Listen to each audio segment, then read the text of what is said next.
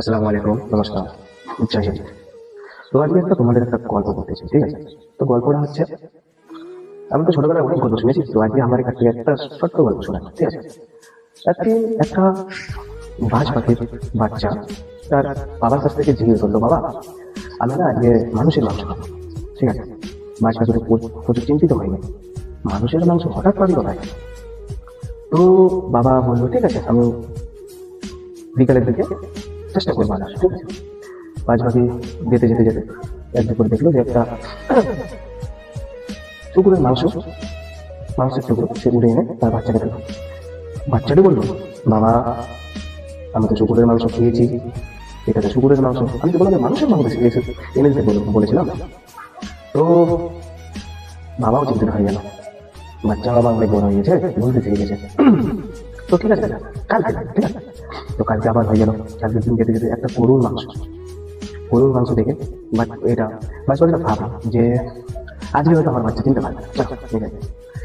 ঠিক আছে, শুকুরের মাংস তো বাচ্চা চিনতে লাগে, আজকে গরুর মাংস হয়তো চিনতে পারবে না। তো সে আবার চিনতে পেরে গেছে যে বাবা এটা তো গরুর মাংস, তুমি আমার সাথে আবার প্রতারণা করলে। বাবা বলছে আচ্ছা আচ্ছা ঠিক আছে ঠিক আছে, আমি ব্যবস্থা করছি কিছু। তো একদিন বলতে চাওয়া করা যায় নাকি, তো বাচ্চাটা বুদ্ধি লাগানো, শুকুরের মাংসটাকে মসজিদে আর গরুর মাংসটা মন্দিরের সামনে রেখে দেয়।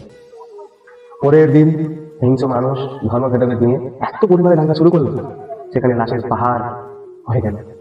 বাচ্চাটা যদি, বাবা আমি তো তোমার কাছ থেকে একটা টুকরো দিয়েছিলাম, তুমি তো পুরো বন্যা বইয়ে দিচ্ছ না, আজকে তো অনেক খুশি হবো। তো বাচ্চা পাখিটা বললো, ঠিক আছে বাবাকে খাও, খেয়ে দিয়ে বাবা খেতে খেতে বাচ্চাটা জিজ্ঞেস করলো, এটা তুমি করলে কি করে?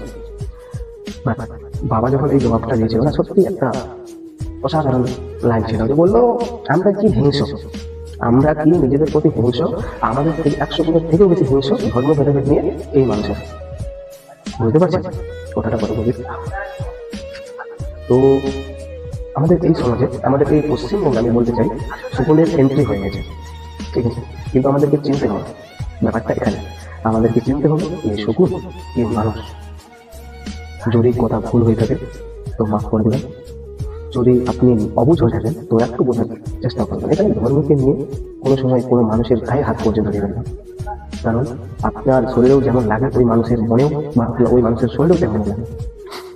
দুজনেই বোঝার সাপেক্ষ থাকবে না, কি কারণের জন্যই হয়, কোনো কারণেই হয়, হঠাৎ করে ডিসিশন নেবেন না। কারণ একজন নির্বাচনেই পায় তার ফ্যামিলিকে রক্ষা করতে, নয়তো হিংসা দিয়ে তো অনেক কিছুই হয়, ক্ষতি ছাড়া লাভ কিছুই হবে না। একে অপরের যদি আপনারা সহায়তাই করেন তবেই না দেশ আগে বাড়বে, হিংসা করে কি তবেই কি আগে বাড়বে? আসসালামু আলাইকুম।